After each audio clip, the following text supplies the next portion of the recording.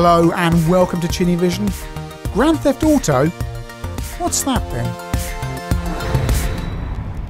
I often use the word iconic on ChinnyVision, and this time I really do mean it. This game's Turbo Esprit by Durell from 1986, programmed by a guy called Mike Richardson, and took 10 months to program. And we loaded it up on Sinclair Spectrum here, and yes, there's a warning about using a copied copy, which is a bit ironic since I'm loading this from an SD card.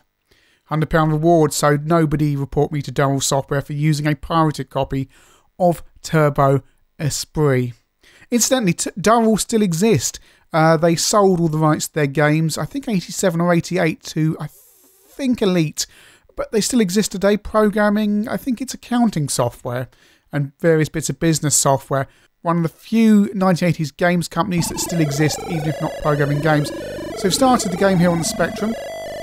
And first of all, when the game loads up, you have to select a city: Wellington, Gainsborough, Romford or Minster, all of which are harder than the previous one. Skill levels as well. So here we go. We've started the game and that's our location there on the map, flashing at the bottom. In a minute we'll be told where we've got to head to. And yes, this is a free roaming open world game with a slightly bizarre perspective of driving the car with the steering wheel, but actually being behind the car as well. I'm told that does freak some people out. And that's a pink car there, so that is something we've got to look out for. And the drug car has been seen on E14. I think there's a hit car. So what you got to do is there's a drug deal going to take place somewhere on this massive open world map. And there's some courier cars. And what you have to do is find the courier cars, some of which will be decoys, and then meet up with the armoured car and then destroy that. Or you could try and identify the courier car, the real one, and capture it before it meets up with the main, the collection car. So it really is a full 3D game. As you can see, I went around a corner there. And there's two-way traffic, people walking down the street, little repairmen repairing some of the street lighting, traffic lights that work, and traffic lights that, importantly, all the other computer cars obey. You've got two scores at the bottom, a penalty score and a score. You get penalty points for doing bad things like jumping traffic lights, killing pedestrians, shooting members of the public, and so on. So there's two ways to play this game. You can play it legitimately, or you can zoom around just killing everything inside and just having fun. Sound familiar? Well, yes, I think it's generally recognised that the creators of GTA were playing this game when they were kids. So I'm following a car there. It's blue. So there's a hit car that's gone down there. They randomly spawn and will generally try and kill you. That one just sped past. Oh! Yeah, you do have to obey the traffic lights or you will die. Your car also has fuel. You can see a fuel gauge there, currently full up, but there are petrol stations around, and it's very easy to accidentally turn as well. If you're pressing fire to fire and turn, you can just do that. There is a fuel gauge. When it runs down, you need to go to a petrol station and get more petrol. Or gas, for viewers in the USA. It feels so familiar. Having played this back in the 80s when it was just a fantastic open world game. Coming to it today, yes, it's got the marks of GTA all over it. The graphics are far more simplistic, but it's an open world game on a Spectrum 48K. It's astonishing, and I've got jammed on this corner here. And I don't think I'm going to get out of it. I can't get out of it. I've got cars jammed up all around me. And all this traffic building up. You can see little men walking down the street there. It's so wonderful. And the traffic all carries on regardless. It spawns, presumably in the distance somewhere, and just keeps on building up as this traffic jam gets worse and worse and worse. And just look how many cars we've got now. Completely stuck. I'm going to have to quit the game, but so much traffic going on. And again, it reminds you of those early days playing the first 3D GTA games. Over to the Amstrad CPC. the first port of this game from the original Spectrum version. Apparently the game took 10 months to develop on the Spectrum by Mike Richardson, which was a pretty long time back in those days. So an armor card scene on grid N18. The streets work on a grid system. I'll show you that when I show a map in a minute so we can see where we are. Amstrad version, it's full colour, low resolution on the CPC, a little bit slower than the Spectrum, but isn't this nice? They've got a lot more colour than the Spectrum version. And all these cars, it's so nice to have all this traffic and they go try and overtake each other. There's some primitive AI going on here. And of course on the Amstrad you do get to see what colour the traffic lights are rather than just dots, which are quite hard to see on the traffic lights on the Spectrum. Drug car is seen on grid E14. We're on E5 on the grid there. Traffic lights are marked on the grid. So and you can scroll around the map and find out where you're going. So we're on E5. We've got to get to E15 if we're to intercept this car. There's also runway streets as well, which are indicated on the map, although we haven't actually come across one of those yet in the game. There's a hit car closing in there.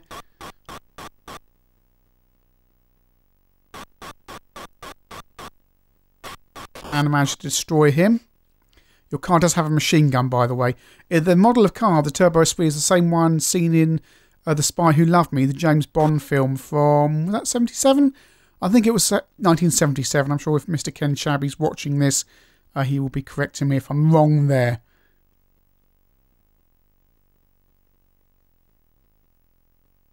A very important thing to remember is when you look at the map, the game world carries on. So don't spend too long looking at the map because something will probably crash into you or bad things will happen.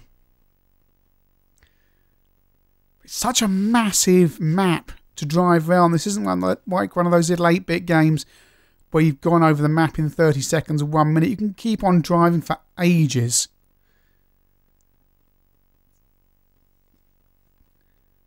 And I said earlier, there's a penalty score and a normal high score, and you can have more fun trying to rack up a penalty score as opposed to a high score. Just trying to work out where I am.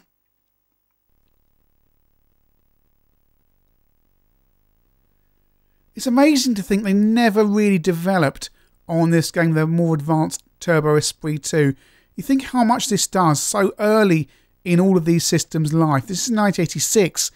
Imagine what you could have done in 1990, 91, 92 on the Spectrum and Amstrad. Right, there we go. Drug car's gone. I can see a red car down there. Just slam around the corner and we are in pursuit. And I've hit a car. 1 life left. Turbo Esprit is... Oh, he's going the other way now.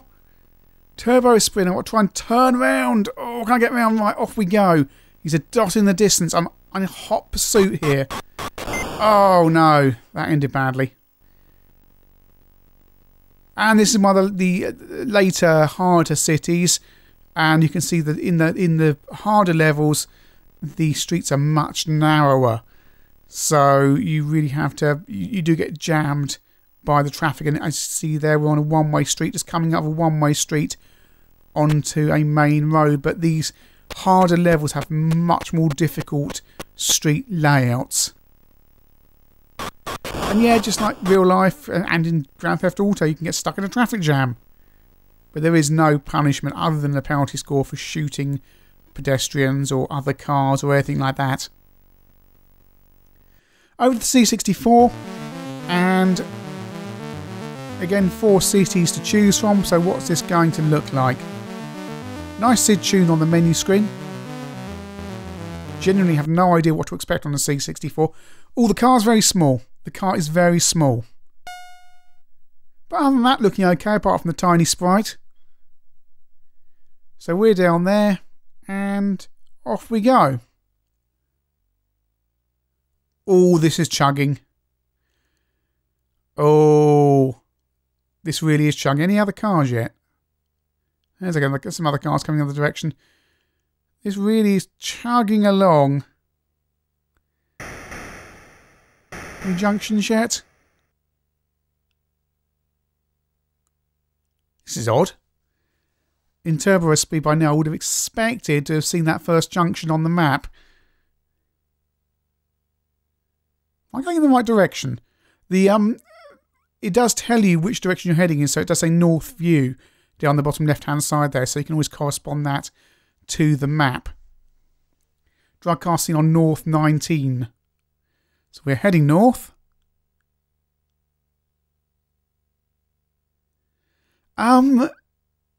I still haven't seen a junction. How long is this taking to get to this first junction? This is astonishing. I'm just driving on and on and on and on. There's a junction there, and you can go down it, and I've just forwarded this on because it was taking so long to get anywhere on the C64. There's something wrong with the map. It's far, far too big, and there's far fewer things going on than the Spectrum and Amstrad version. On those versions, the city feels thriving and busy. On the C64, the city feels absolutely massive and empty.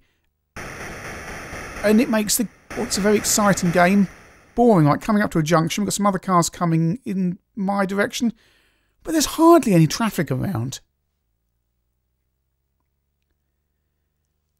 It's like when they've transferred the algorithms that generate the maps onto the C64, they've put an extra 0 in or something. Everything seems about 10 times bigger in terms of distance than it is on the Spectrum and Amstrad.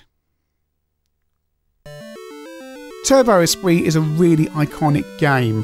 It is ostensibly the first open world car game where you can wander around the map, do anything you want, within limitations of the gameplay, obviously, but it is the precursor to GTA style games. It's impossible to believe that the guys at DMA Design weren't playing Turbo Esprit in the mid-80s on their Spectrums and Amstrads.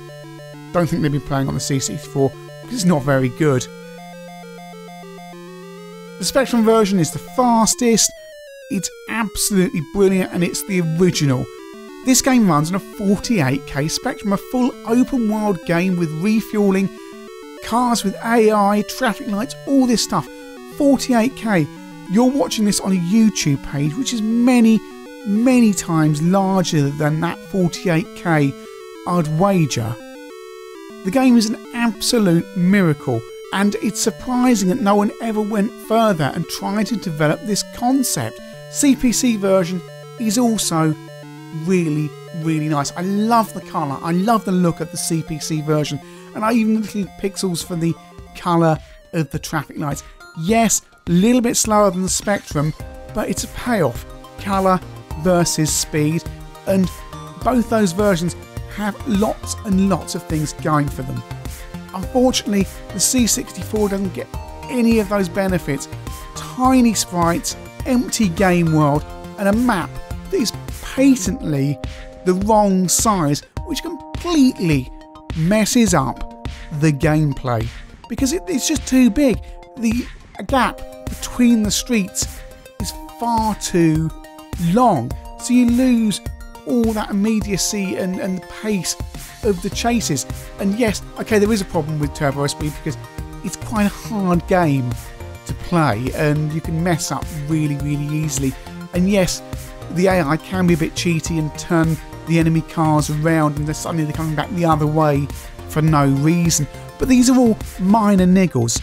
This is an absolutely fantastic game that I highly recommend that everybody plays on the Spectrum or the Amstrad.